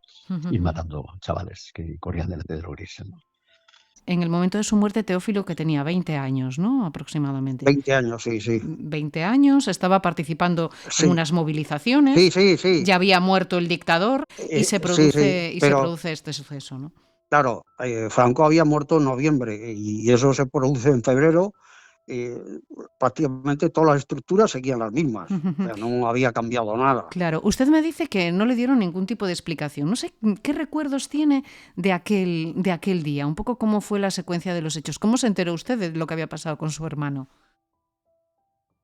Bueno, entramos porque la policía municipal vino a donde, porque yo ya estaba casado, tenía 2 hijos y seguramente primero se lo comunicarían a mis padres. Entonces mis padres le dijeron que vinieran a mi casa y me informaran y tal, y entonces me fui a casa de mis padres en ese momento. Y ahí nos enteramos, bueno, que hubo, lo que nos enteramos es que una manifestación, gente, disparos, un rebote de una bala y que acabó con su vida. Ellos dijeron que era una bala perdida, ¿no? Que era una bala perdida.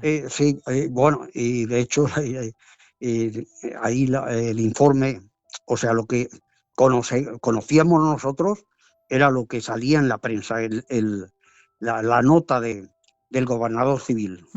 Eso es lo que conocía la familia. Porque no tuvieron ningún tipo de entrevista con las autoridades en su momento para que les dieran alguna explicación de lo ocurrido. Nada. Nada. Pues como se intentara, dijo que algo molesto y que había que... Mis padres tampoco no hacían mucho ruido, que a veces hace falta el ruido para que te hagan casos o te escuchen. Y dígame, José Antonio, ¿cómo encaja uno algo así? ¿Cómo encajaron sus padres lo ocurrido?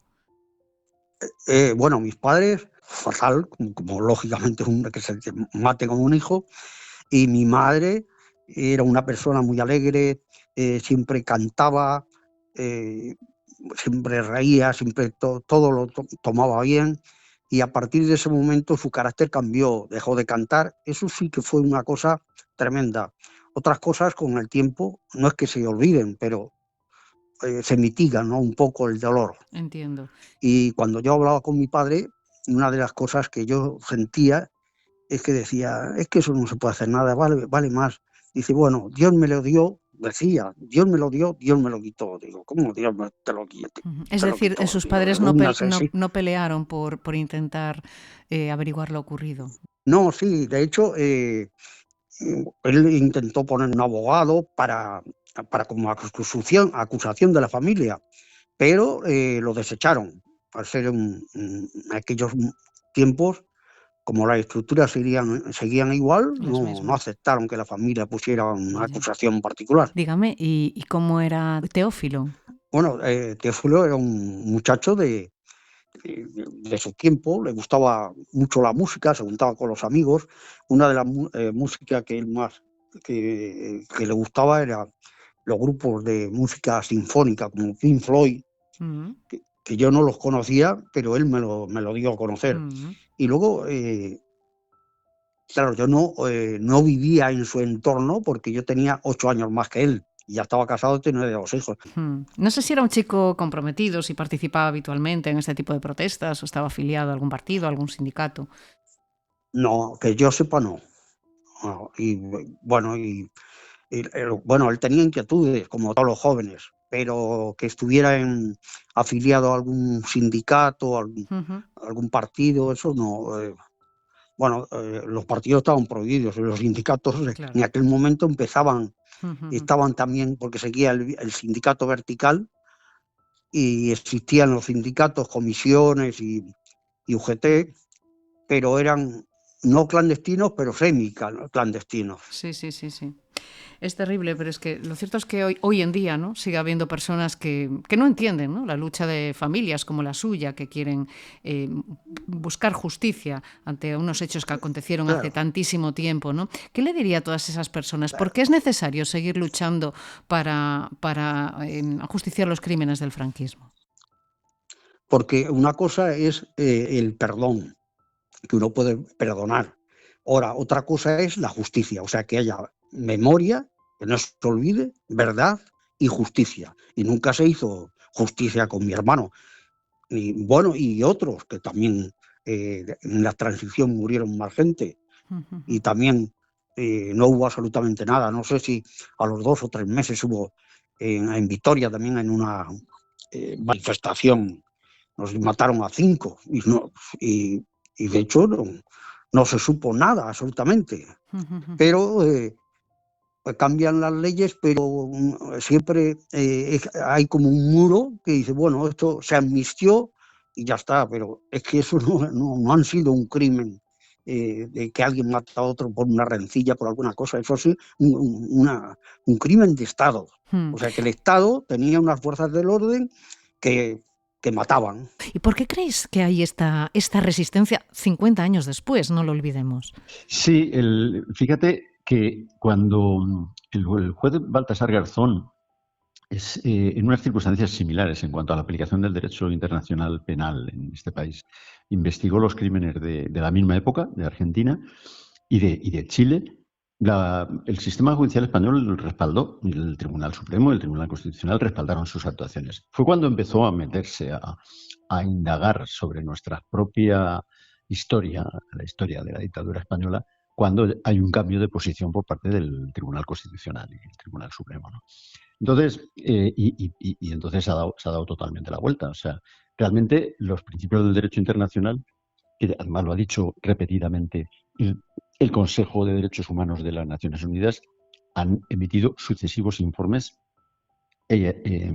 denunciando o, digamos, requiriendo a las autoridades españolas para que en lo que es el modelo de impunidad vigente finalice, ¿no? Que termine, ¿no? Entonces, nos encontramos en una situación realmente sorprendente, ¿no?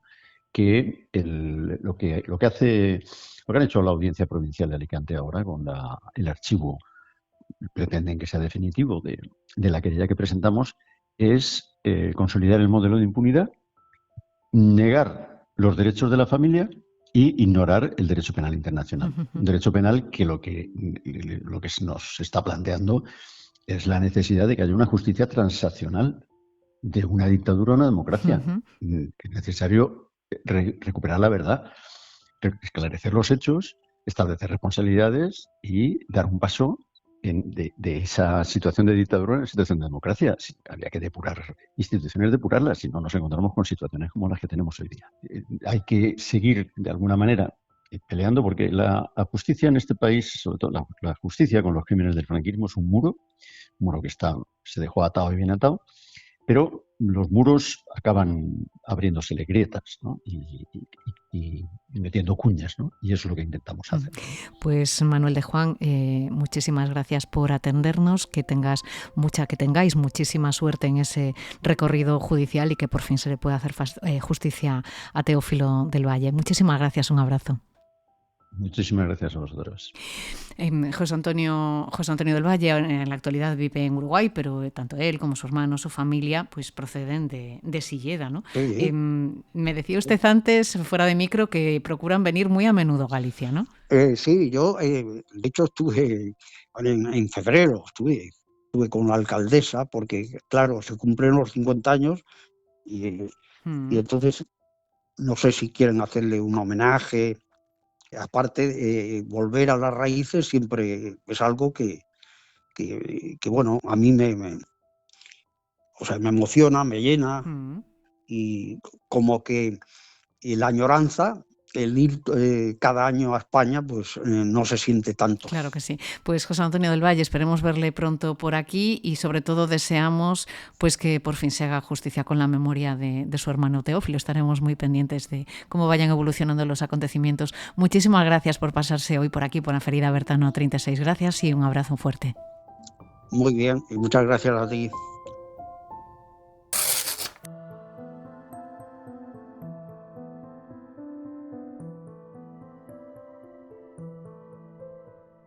Son feridas abertas 50 anos atrás e que aínda non foron pechadas. Entre tanto, continuamos asistindo a episodios que pretenden pisotear a memoria das vítimas e que seguen provocando a nosa máis enérxica repulsa. Episodios como a vandalización do monumento ás vítimas do franquismo de Ribeira, que apareceu coa placa arrincada e con danos no alumeado. Xoán Hermida, da Comisión pola Recuperación da Memoria Histórica do Barbanza, nega que esteamos ante unha gamberrada e atribúe o ocorrido a grupos de extrema dereita. Denuncia a tibieza coa que o Concello de Ribeira reaccionou tralo acontecido. O que pasou foi que a placa que hai ao lado do monumento de homenaje que en Ribeira, precisamente, das vítimas da represión franquista, foi vandalizada, a luz, además, tiña unha proyección de luz orientada, ademais, foi destruída, e a placa, que además fixose no seu momento, toda a escultura e proceso de soledad penalta, pois, precisamente para poñerlle o difícil, pois foi arrancada e tirada ali na rúa, é dicir, que foi un acto premeditado, eso non é unha gamberrada máis para nada, non? Entonces non temos dúda, non lle poñemos nome e apelido, pero que non é unha gamberrada, é un tema de dereitos humanos, non? É unha estrategia de grupos de extrema dereita que están en contra non da memoria, senón da dignidade, un ataque ás vítimas, además, e a súa memoria, dos mortos e dos familiares directamente, non? E así o fan. Ante o silencio e a falta de actuación se ven máis respaldados e máis dispostos a tirar para adiante. Entón hai as dúas cousas. Por un lado, hai unha estrategia da extrema dereita, evidentemente, de atacar aquí as vítimas, a súa memoria, a súa dignidade, vale? Eso é evidente, pero por outro lado, hai certos partidos que parece que, é dicir, que debían de tomar unha postura, porque esta é unha línea vermella. Unha sociedade que, se non é inclusiva, non é pluralista, non é dialogante, e eles están contra o diálogo e contra a inclusividade, non? Entón, pois, estas dúas cosas se unen, A vandalización deste monumento de Ribeira non é un caso illado. Nos últimos 7 meses producíronse outras 5 accións similares. En Arzúa, Cabo de Cruz, Cedeira e hai ben pouco tamén en Compostela, onde o pasado 12 de maio apareceu estragada con pintura e escultura na memoria de Moncho Reboiras, instalada na cidade apenas semanas antes e sufragada a través dunha suscripción popular. En lugar de condenar o ocorrido, desde o PP cuestionan a colocación desta peza e ameazan ademais con retirala se gañan as eleccións. Fala a deputada do Bloque Solagra. Os comentarios que se fixeron e as declaracións públicas que se fixeron desde o Goberno da Xunta sobre a estatua e a persoa de Moncho Reboiras non son verdade. Esta persoa foi un loitador antifascista e ten, ademais, un recoñecemento por parte do Estado de ser unha vítima do franquismo. Por lo tanto, non poden decir mentiras e ir en contra dun recoñecemento unha persoa que fixo moito por conseguir a democracia e os valores que os estamos disfrutando todos e todas. Moncho Reboiras, destacado dirixente sindical e político asasinado polas costas pola policía franquista en agosto do 75 e todo un símbolo de liberdade e de resistencia antifascista. Unha figura esencial na historia da Galicia recente e que gaba nestes termos o seu compañeiro e amigo, o poeta Xosé Luis Méndez Ferrín, con quen pudemos conversar hai tan só uns meses na Ferida Bertano 36. Reboiras era un membro dirixente da Unión do Pobo Galego, clandestina, que estaba en proceso de crecemento. Ele estaba en cargo de dirección orgánica. Eu tuve moita relación personal a través da Asociación Cultural de Vigo. Foi alumno meu. Descubrí un corazón de ouro e unha vontade férrea, unha inteligencia moi conducida pola arma da responsabilidade histórica, política, no que chamamos militancia. Foi o caso de militante perfecto, non vin a ninguén así, nin con esas cualidades personales, nin con esa inteligencia, nin con esa vontade, nin con esa xenerosidade.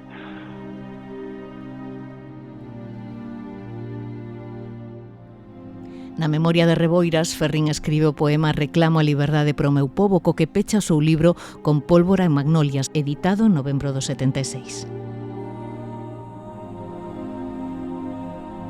Nos ríos, nas folgas, nas romaxes, nas protestas, nos muros, nos escritos, nas gaitas, nas areas despasante acaso reclamo a liberdade pro meu pobo. Nos emigrados, nos perdidos, nos presos, nos explotados, nos que contemplan o devalar das augas en fin, nos que confían no meu partido, tuba de despertar o camiño que nunca se desanda. Nos que combaten e antes el olóstrego achaiador, neles poño a miña lingua e descanso os meus ollos, e reclamo a liberdade pro meu pobo. E reclamo a liberdade pro meu pobo. A publicación deste poemario, apenas un ano despois da morte do ditador, constituíu todo un acto de resistencia nun momento no que o país comezaba a cambiar despois de case 40 anos de franquismo. Coincidindo co 50 aniversario da publicación desta obra, a editorial Alvarellos acaba de publicar unha edición facsímil da que é xa unha das obras mestras da nosa literatura contemporánea. Falamos co editor, con Enrique Alvarellos. Que tal, Enrique? Moi boas. Hola, que tal? Boas. Bueno, estamos falando dunha edición facsímil absolutamente fiel ao libro original e que o convierte case nunha peza de coleccionista, case, non?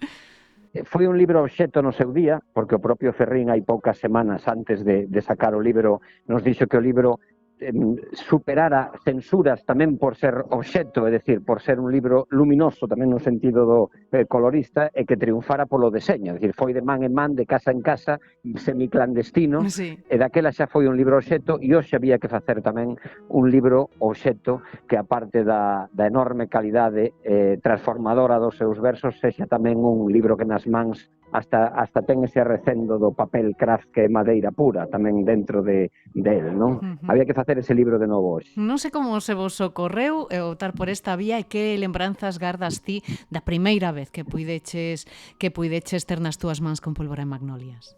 O libro estivo na miña casa sempre, quero decir sempre, desde que saiu no 76, meu pai comprou no daquela, meu pai fundou a editorial no 77, é un libro que el lle serviu de referencia a outros que publicou naqueles anos tamén en papel de estraza, papel mouro, non? Entón é un libro que sempre vin nas dúas edicións primeiras, porque tiven as dúas na biblioteca da nosa casa e da nosa editorial despois, non?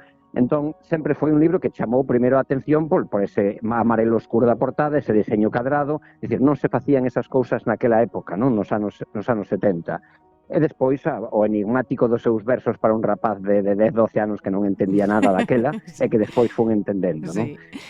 Entón sempre foi un referente visual na estantería, nese estante que estaba ese libro presente. Cando hai un ano vin lendo o estudo que se fixo sobre a poesía de Anxo Angueira, a poesía de Ben de Ferrín que fixo Anxo Angueira, que publicou en Xerais en ano 24, vin que no 76, en novembro, eran os 50 anos, chameino inmediatamente, dixen, oye, agora que se cumplen os 50, este libro que teño eu aquí e que sei que vai a ser homenaxeado, gustaríame facer unha edición facsimilar. Nos que somos editora tamén destes tipo de libros obxecto, en moitos casos, non? De libros que nas mans se deixan querer, non? Entón, abordamos enseguida, el nos apoiou, a Universidade de Vigo tamén, coa Fundación Rosalía de Castro e a Fundación Curros Enríquez, que as dúas son, Méndez Ferrín e patrono delas, e ele está encantado, porque gustoulle moito o resultado, e a nós tamén pasamos un traballo de artesanía complexo, porque, por exemplo, para que nos este escoitando, o libro original traía as lapelas pegadas, como non veñen ningún libro hoxe, que as lapelas están soltas, non? Pegadas a primeira e a última páxina do libro. Bueno, pois o que quixemos, evidentemente, para facer unha rigorosa edición facsímile, facer o libro coas lapelas pegadas e o que pegaras un a un os 750 exemplares que fixemos desta edición. É dicir, estamos ante unha obra de artesanía, case, non? Sí, é recuperar un pouco tamén ese espírito, e tamén loitamos un pouco contra os tempos uniformizadores do digital, facendo libros que siga a xente querendo telos en físico, non? A parte da experiencia lectora como tal, tamén que teñan a experiencia do obxecto diante, un obxecto único. E o libro, a Moncha, a muller de Ferrín, me decía outro día na Fundación Rosalía de Castro, que sentiron como unha especie de extrañamiento, un escalofrío cando viron diante, porque dixeron, estamos como recibindo de novo a unha edición primeira daquel libro, e iso é o que máis nos pode gustar a nós os que o elaboramos. Incorporemos neste punto unha voz máis a do escritor e académico Anxo Angueira, presidente da Fundación Rosalía de Castro e autor do epílogo desta nova edición. Anxo, moi boas. Boas, que tal? Eu non sei se Anxo Angueira lembra cando foi a primeira vez que abriu Con pólvora e magnolias. Lembro, si, onde o lín, cando lín, eu estaba no curso de segundo de BUP daquela, curso 76, 77, e a 15 anos, 16. Estive na fortuna de telo na biblioteca que tiña na casa de alumno de filosofía e letras, entendía ese libro, un libro, e deixoume impactado. Ademais, aquel ano ao ver a manifestación do Cabo Dano de moitos carraboiras, que vai dedicado reclamo a liberdade para o povo, Raboiras, se Ramón Raboiras Noia, que era veciño meu en Leíño, e bueno, aquela efervescencia da mocidade, bueno, era toda aquela efervescencia política, tiña unha bandeira.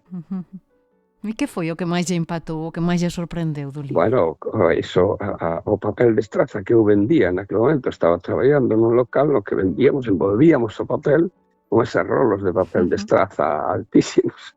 Bueno, pues era un libro feito con ese papel, con un tipo de letra que era das máquinas de escribir, e o contido, que a mí non entendía moitas cousas con esa idade, pero que, sin embargo, me seducía poderosamente.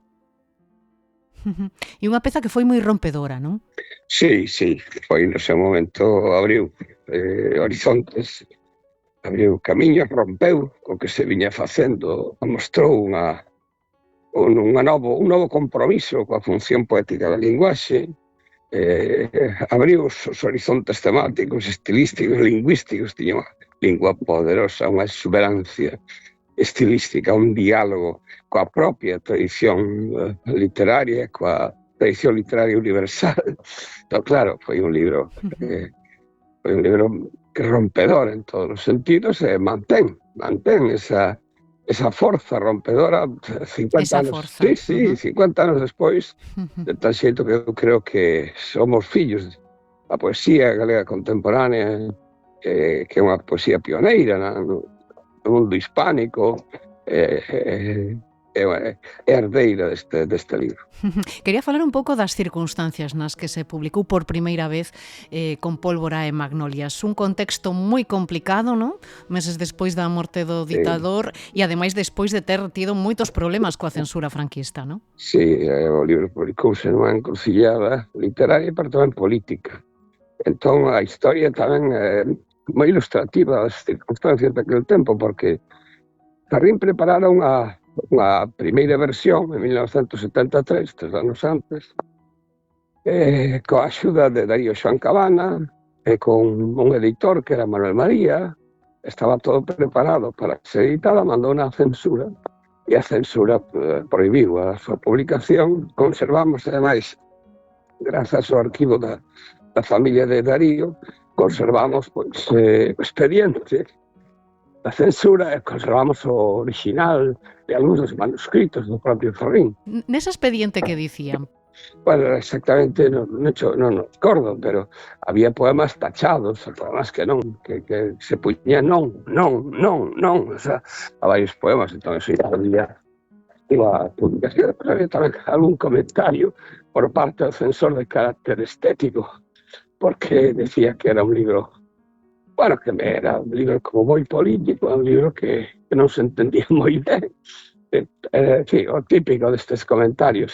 Un autor que sufriu ademais a persecución franquista e que estivo preso 2 anos tras interceptarlle un borrador dun libro crítico que nin sequera fora publicado. Aínda que aquilo non foi máis que unha excusa, porque levaban anos tras del pola súa militancia política, como nos contaba aquí na Ferida Aberta no 36. Está condenado antes. Toparan o que toparan, como se toparan un libro de paxariños que pareceran que foran demasiado vermellos ou que piaban a Internacional ou himno galego, me levarían igual. En realidad era porque estaba crecendo unha organización que era a UPG, estaba crecendo, proliferando as organizacións legales de carácter nacionalista.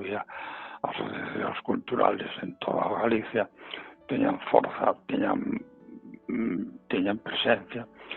Eu estaba no medio, eu non era dirixente especial ni nada. Tamén foi o único escritor en España condenado por escribir unha novela, non sin publicala. A policía non registro, doulle con ela, no seu domicilio, por esa novela. Farín foi condenado a 2 anos de cadea que cumpliu íntegramente.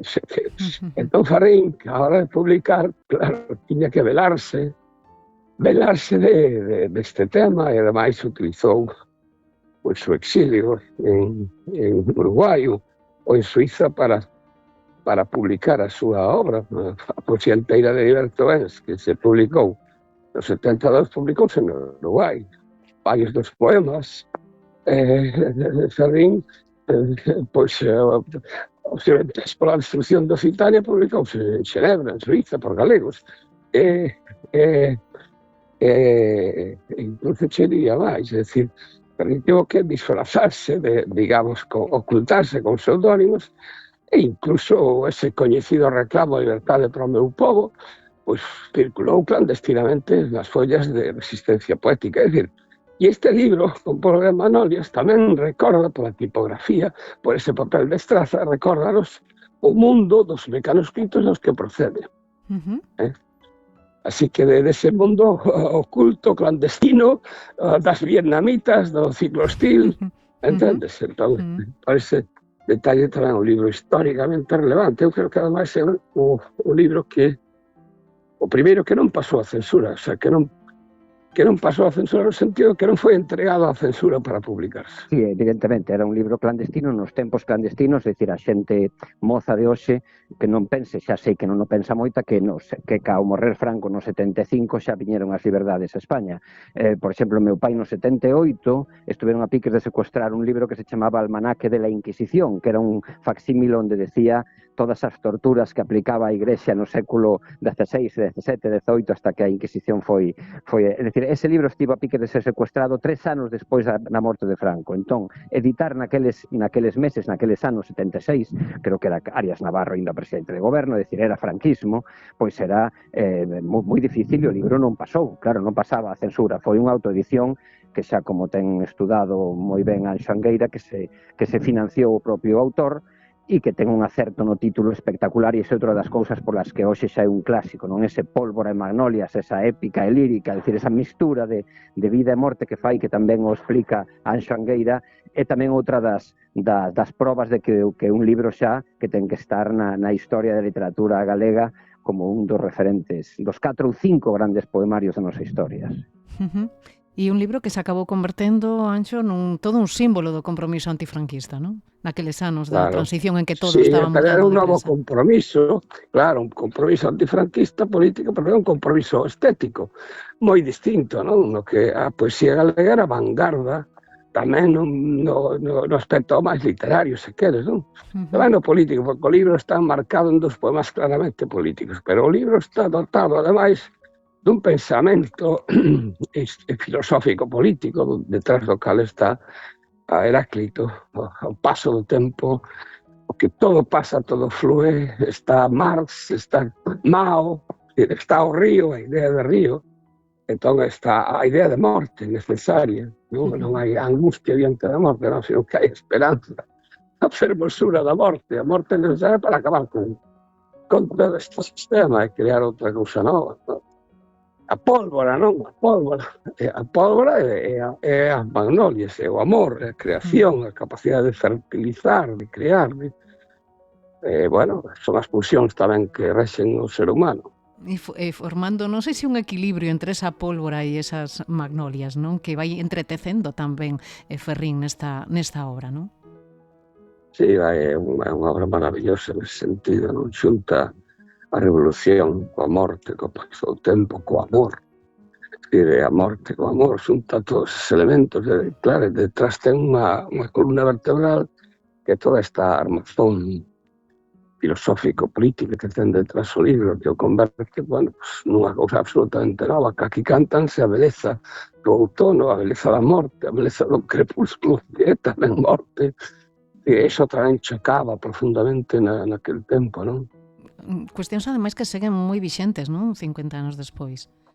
Esas cuestións non pasarán de moda. El canta o que cantou Rosalía, cantou Homero, Safo, citada por él. É dicir, esas cousas nunca pasarán de moda. E o que pasa é que lles dou unha forma daquele tempo, unha forma viva, e o libro como obxecto tamén é un libro en sentido moi poderoso. Ferrín é todo un símbolo da resistencia antifascista, antifranquista, un home que pasou cadea varias veces, non?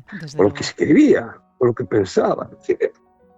É un exemplo para moitos de nós, non? Claro, máis aló da súa significación, porque coincide co 50 aniversario, non? Pero por que é relevante volver a imprimir e volver reler Con pólvora e magnolias agora, neste momento? Sí, vamos a ver, Con pólvora e magnolias toca os temas básicos. Se a poesía é algo na historia da nosa literatura, do noso pensamento, porque a poesía é pensamento en dosis mínimas, non? É pensamento profundo, é falar dos temas que fala este libro e que falan os grandes poemarios, que é a loita pola vida, a morte, o paso do tempo, e sobre todo aquí hai unha superación da poesía social que se viña facendo naqueles anos, e hai xa o que hoxe chaman os expertos un culturalismo na súa poesía. É dicir, hai referencias enormes á política e á historia, tamén as conexións de Galicia coa Bretaña e as conexións coas nacións celtas e as conexións que referín que era un gran enorme poeta e tamén un gran político, non? Un home que cultivou o activismo político e o activismo cultural ao mesmo tempo, e que virte os dous, os deposita os dous en unhas páxinas memorables. E a parte de todo este contido xoga unha importancia enorme a forma, desde a letra, imitando as tipografías das propias vietnamitas, esas copistarías clandestinas con as que se facían os libros, esa letra tipo que chamamos hoxe freestyle, o tipo escrita a máquina, non? É dicir, sí, as colores lila, o propio color marrón dese papel craft, por certo, o papel craft que se fabrica en Santiago de Compostela na papelería de Brandía, que é a papelería, a empresa máis antiga de Galicia, que sigue funcionando desde 1810, máis de 200 anos, un caso insólito. Bueno, pois ese papel, as bobinas de papel craft que levan este libro, se fabricaron moi preto da nosa editorial, a 800 metros que está esta papelería, non? Entón, bueno, todos son curiosidades de contido e de continente que fan a obra como un obxecto único para trascender, e agora que sei que en novembro se vai a celebrar un congreso internacional, un simposio internacional alrededor dela, pois, bueno, será un momento que os expertos debatirán co libro na man toda a circunstancia da súa produción no seu momento, da súa escrita, e a trascendencia que sigue a ter hoxe e a vixencia que sigue a ter hoxe. Cree que ainda conecta coas xeracións novas Con pólvora e magnolias? Por suposto. Todos os escritores e escritoras mozos de agora tan rompedores teñen detrás, en dúbida, a Con pólvora e magnolias. É un libro que continúa chamando. Pois Anxo Angueira, moitísimas gracias por pasarse por aquí e por axudarnos a volver a abrir as páxinas de Con pólvora e magnolias. Moitas grazas a vos. Encantado. Unha aperta, Anxo. Un saúdo para todos. Moitas grazas. E que impacto causa ou crees que pode causar se que non se aproximaron a ela a lectura desta obra para xeracións máis novas, non? Esas as que o franquismo lles queda tan lonxe, non? E que todos os días están vendo salpicadas e intoxicadas por mensaxes negacionistas en redes sociais. Por que deben ler Con pólvora e magnolias?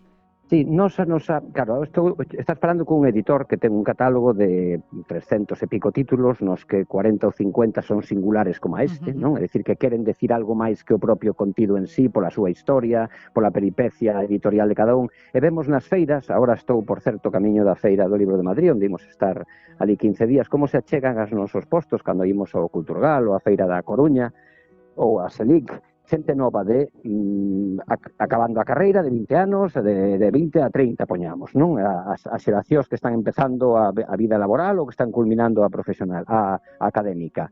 Bueno, todas miran con un interese desde o descoñecemento e, sobre todo, preguntan moitísimo. E de que vai este libro, por exemplo, non? Ante un libro, ante os 6 poemas galegos de Lorca, ante algún facsímil de Rosalía de Castro, ante de 4 a 4 de Manuel Antonio, ou obras de Valle Inclán que rescatamos tamén tal cal as publicou el en vida, non?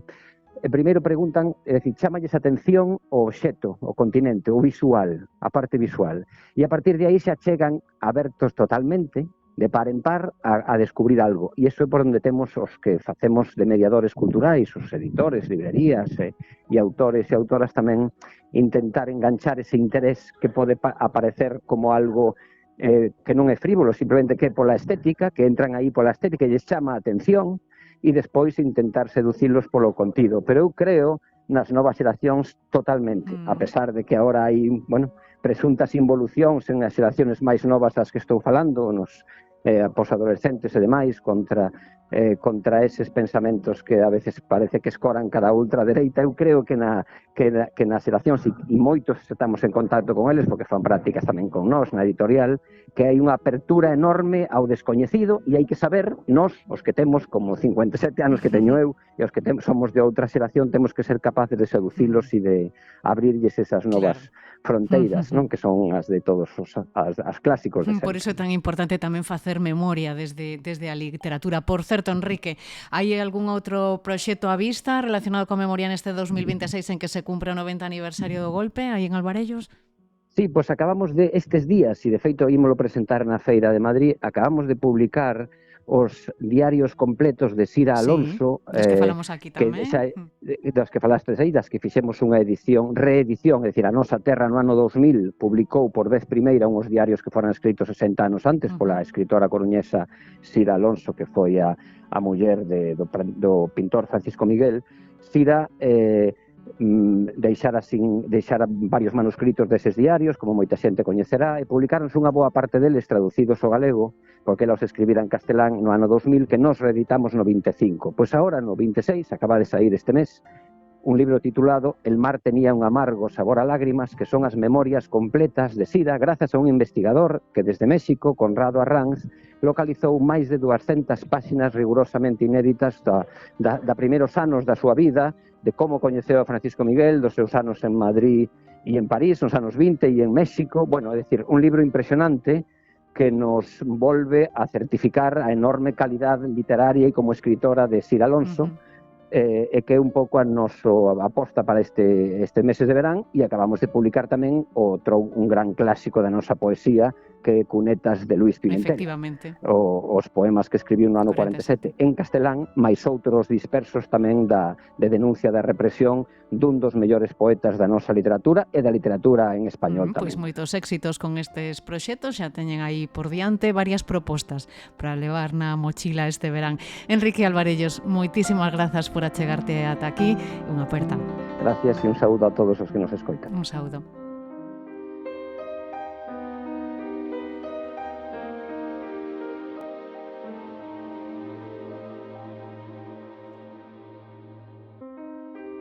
Pois ata aquí chegamos. Moitas grazas a todos e todas por acompañarnos, especialmente a Julio, a Gus, a José Antonio, Manuel, Enrique, Anxo e a Xoán por axudarnos a construir este capítulo a través dos vosos relatos e das vosas reflexións. Moi pronto regresaremos con máis historias como estas. Xa sabes que podes atoparnos en Spotify, iBooks, YouTube, Apple Podcast ou nas vosas plataformas de audio favoritas. Ata cando queiras.